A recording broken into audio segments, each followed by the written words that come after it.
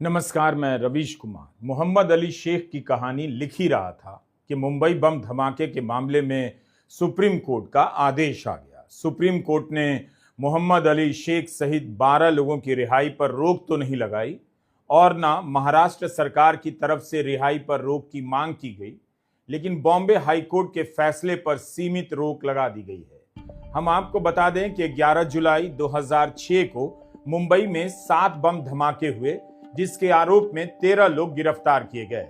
एक की मौत हो गई और 8 को बॉम्बे हाई कोर्ट के फैसले के बाद रिहा कर दिया गया। एक पहले से ही पैरोल पर है, 2 की मौत हो चुकी है। इसी फैसले को महाराष्ट्र सरकार ने सुप्रीम कोर्ट में चुनौती दी है। सुप्रीम कोर्ट में जस्टिस MM सुंदरेश और जस्टिस N कोटेश्वर सिंह की बेंच ने कहा कि बॉम्बे हाई कोर्ट के इस फैसले को नजीर ना माना जाए। कोर्ट ने सभी पक्षों को नोटिस जारी किया है और अब इस पर सुनवाई के बाद फैसला होगा। मकोका के ट्रायल कोर्ट से चलकर यह मामला 19 साल में बॉम्बे हाई कोर्ट पहुंचा, जहां पिछले साल जुलाई से लेकर जनवरी 2025 के बीच 75 बार सुनवाई हुई। सुनवाई खत्म होने के 5 महीने बाद फैसला आया। बॉम्बे हाई कोर्ट के जस्टिस अनिल एस किलोर और जस्टिस श्याम चंदक की पीठ ने पाया कि 44,500 पन्नों की चार्जशीट में एक भी सबूत इतना ठोस नहीं है कि इसके आधार पर 5 लोगों की फांसी और 7 लोगों की उम्र कैद की सजा बरकरार रखी जा सके। रिहा हुए लोगों को यकीन है कि वे बेकसूर हैं और हाईकोर्ट की तरह सुप्रीम कोर्ट से भी बरी होंगे। बॉम्बे हाईकोर्ट के फैसले को महाराष्ट्र सरकार ने चुनौती दी है। महाराष्ट्र सरकार को भी अपनी पुलिस और ATS की जांच और सबूतों पर यकीन है कि सजा होगी। देखिए, सरकार जो है उसकी अपनी जिम्मेदारी होती है, सरकार की अपनी रिस्पॉन्सिबिलिटीज होती है, सरकार के अपने प्रोटोकॉल्स होते हैं सीरियस मैटर्स में, चाहे किसी की भी सरकार हो। तो ये बात स्वाभाविक है, सरकार पर भी दबाव रहता है। ब्लास्ट तो हुआ है और किसी ने भी ब्लास्ट को डिस्प्यूट नहीं किया। ट्रायल कोर्ट ने, हाई कोर्ट ने, एक्यूज ने, किसी ने भी ब्लास्ट को डिस्प्यूट नहीं किया। 189 लोगों की डेथ हुई है, 650-700 लोग मरे हैं। ये टेरर अटैक था, हिंदुस्तान की सोवरेनिटी पे अटैक था, हिंदुस्तान पर अटैक था। इसके बारे में किसी की दो राय नहीं है, इसमें कोई डिस्प्यूट नहीं है। तो उस हिसाब से जब ऐसे बड़े केस में जो एक टेरर अटैक था, इतने ज्यादा लोग क्षतिग्रस्त हुए, नुकसान हुआ, और जब लोग छूट जाए हाई कोर्ट से, तो स्टेट गवर्नमेंट का सुप्रीम कोर्ट जाना और ये जल्दी दिखाना एक ये स्वाभाविक चीज है, नेचुरल चीज है, कुछ नया नहीं है ना कुछ गलत है। अब्दुल वहाब खान वकील हैं, मोहम्मद अली शेख का केस लड़ रहे थे। इस वीडियो के लिए उन्होंने विस्तार से बातें बताई हैं और कहा है कि मीडिया 670 पन्नों के फैसले को नहीं पढ़ रहा। उसे देखना चाहिए कि बॉम्बे हाई कोर्ट ने सबूतों के बारे में, गवाहों के बारे में और जांच के बारे में क्या कहा है। उम्मीद है आप हमारे इस वीडियो को पूरा देखेंगे। हम यह तो दावा नहीं करते कि फैसले के सभी पक्ष इसमें होंगे, लेकिन रिहा हुए मोहम्मद अली शेख की बातें और वकील अब्दुल वहाब खान के जरिए आप जान पाएंगे कि आतंकी हमलों जैसे गंभीर मामले में किस तरह की जांच होती है और कैसे किसी बेकसूर को फंसा दिया जाता है। जुलाई 2006 में 7 धमाके हुए और इस धमाके में 187 लोग मारे गए, 800 से अधिक लोग घायल हुए।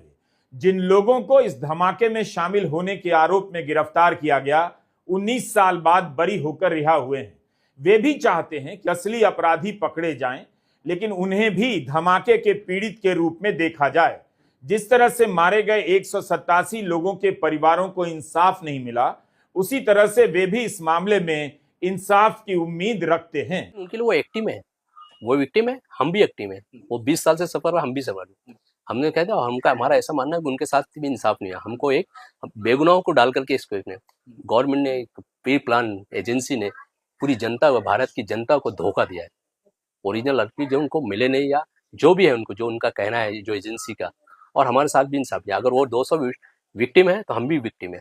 हमारे भी फैमिली वैसी सफर हुए जैसे वो सफर हुए, हमारे भी वैसे लॉस हुए जैसे 20 साल में लॉस हुए। हमारे भी फैमिली मेंबर वैसी डेथ हो गए, हमारे भी तड़प तड़प को मर गए जैसे उनके मर गए। ये चीज अनटोल्ड हुई, इसकी कोई मूल्य नहीं, इसका कोई ऐसा है कि कोई कीमत ही नहीं है।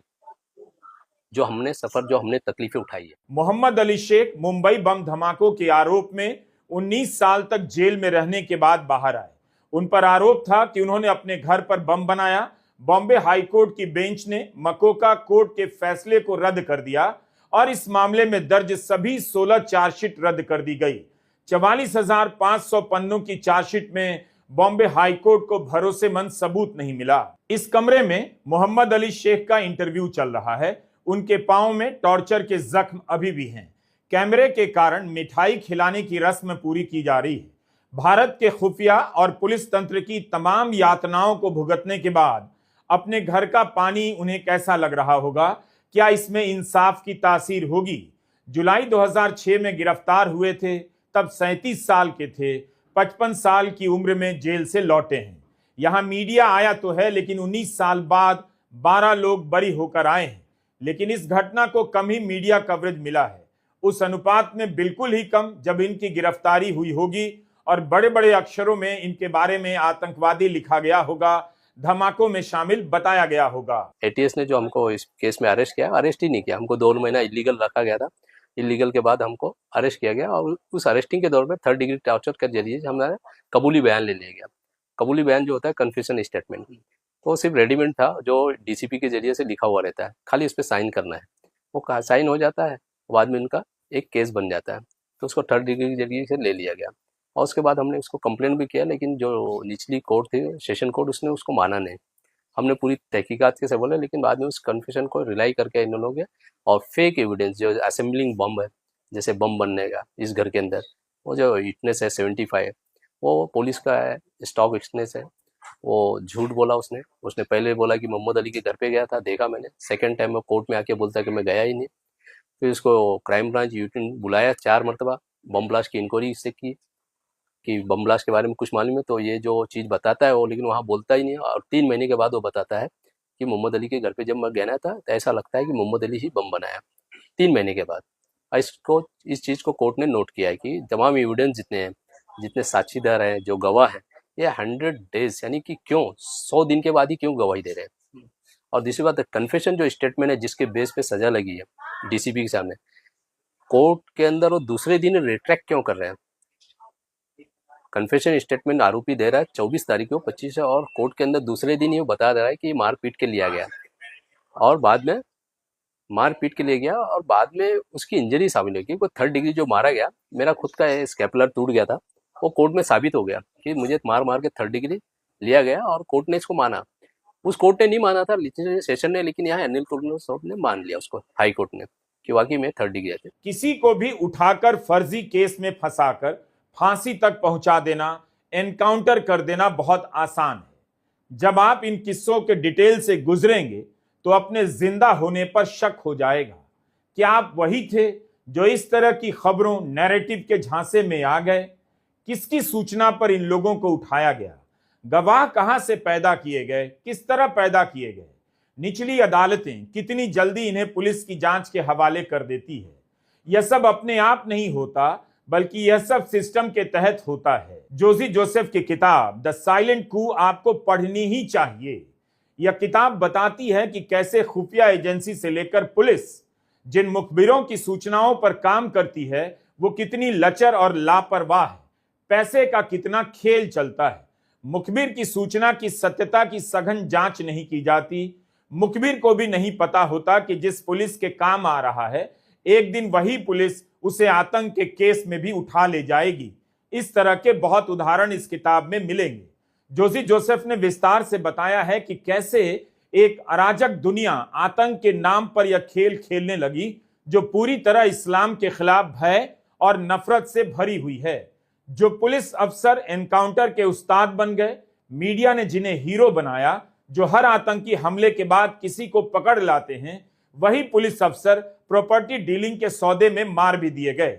ऐसे कई उदाहरण इस किताब में हैं, जिन्हें पढ़कर हड्डियों में सिहरन पैदा हो जाती है। इस किताब में केपी रघुवंशी का जिक्र भी आएगा। डॉक्टर वाहिद शेख ने जोजी जोसेफ को बताया कि रघुवंशी ने खुद उन्हें टॉर्चर किया, बेल्ट और लात घूसे मारे, धमकी दी कि कबूल कर लो या गवाह बन जाओ। 2021 में वेस्टलैंड से आई इस किताब में जोशी जोसेफ ने वाहिद शेख के मामले को विस्तार से बताया है, कैसे उन्हें फंसाया गया। वाहिद शेख अकेले व्यक्ति हैं जिन्हें 2015 में मकोका की अदालत ने बरी किया था। 2015 में ट्रायल कोर्ट ने मुझे छोड़ दिया। उसकी वजह ये थी कि मैंने कन्फेशनल स्टेटमेंट साइन नहीं किया था। मेरे खिलाफ जो गवाह खड़ा किया गया था, मेरा रिश्तेदार, उसने गवाही देने से कोर्ट में इनकार कर दिया था, इसलिए मुझे छोड़ दिया गया। इन लोगों को सजा दी गई। पूरा केस ही जो है गढ़ा गया है ना, कन्फेशनल स्टेटमेंट इसमें गड़े हैं, पंचनामे झूठे बनाए गए, 164 स्टेटमेंट झूठे बनाए गए हैं, जो टीआईपी परेड का जो पंचनामा बनाया गया वो झूठे बनाए गए हैं, जो आरडीएक्स के ट्रेसेस बताए गए, एफएसएल की रिपोर्ट बताई गई है, वो सब झूठी है। A to Z पूरा केस जो है फैब्रिकेटेड। बीच कहानी को रोककर हमने वाहिद शेख का जिक्र इसलिए किया क्योंकि उनका जिक्र इस किताब में है और बिना इस किताब का जिक्र किए कहानी आगे बढ़ ही नहीं सकती। इसके पेज नंबर 50 से 52 पर आप पढ़िए। जोशी जोसेफ लिखते हैं कि 2006 के धमाकों की जांच से जुड़े अदालती दस्तावेजों को तैयार करने के लिए एक ऐसे अनुभवी अफसर को लाया जाता है जिसकी छवि ईमानदार अफसर की रही है और जिसने 1993 के मुंबई दंगों की जांच की थी। एसीपी विनोद भट्ट। किताब के पेज नंबर 51 पर लिखा है कि विनोद भट्ट ने अगस्त 2006 में वाहिद शेख और एहतेशाम सिद्दीकी को एक दिन बुलाया और साफ साफ कह दिया कि दोनों बेकसूर हैं। उसके बाद क्या हुआ? किताब में लिखा है, एक हाउसिंग सोसाइटी में घोटाले के मामले में 14 लोगों के खिलाफ एफआईआर होती है जिसमें विनोद भट्ट की पत्नी सीमा का भी नाम होता है। विनोद भट्ट ने वाहिद से कहा था कि उन पर दबाव डाला जा रहा है कि बेकसूर लोगों को फंसा दें। हो सकता है उनकी पत्नी के खिलाफ मामला दर्ज हो जाए, और यही हुआ। हाउसिंग सोसाइटी घोटाले में उनकी पत्नी का नाम दर्ज कर लिया गया। अगस्त 2006 की मुलाकात के कुछ हफ्तों बाद एसीपी विनोद भट्ट की मौत हो जाती है। संदिग्ध हालत में उनकी बॉडी रेलवे ट्रैक पर पाई जाती है। द साइलेंट कू नाम की यह किताब बताती है कि कैसे लोगों को फंसाया गया, ऐसे अफसरों को लाया गया जो पहले किसी मामले में फंसे हुए थे, निलंबित थे, जिन पर दबाव बनाना आसान होता है। सब लोग बरी हो गए, सब बेगुनाह थे। तो फिर लश्कर तैयबा का जो मेल आया था, जिन्होंने जिम्मेदारी ली थी कि ये हमने किया है क्योंकि मुसलमानों को गुजरात में और कश्मीर में फंसाया जा रहा है, इसका हम बदला ले रहे हैं, तो ये क्या सच था? ये झूठ था या सच था? नहीं, तो वो जो ईमेल वगैरह है जो भी है उसके बारे में तब मुझे मालूम नहीं। बस हमारे को जो फंसाया गया था फैब्रिकेटेड है। ये खुद डीसीपी नवल बजाज बोलता था कि हमको ओरिजिनल कल्प्रिट नहीं मिले हैं, हमको तो डालना है, बस 1-2 महीने में छूट जाएंगे, 1-2 महीने में तुम छूट जाओगे, खाली हमारी बात मान लो। रघुवंश सिंह का स्पेशल कहना था कि हमारी बात मान लो, 1 लाख, 10 लाख, 2 लाख जो भी देंगे, एक नौकरी देंगे, छूट जाओगे 1.5 महीने के अंदर, क्योंकि हमको ओरिजिनल आदमी नहीं मिले और हमें जेल में भी आके टॉर्चर किया गया। लेकिन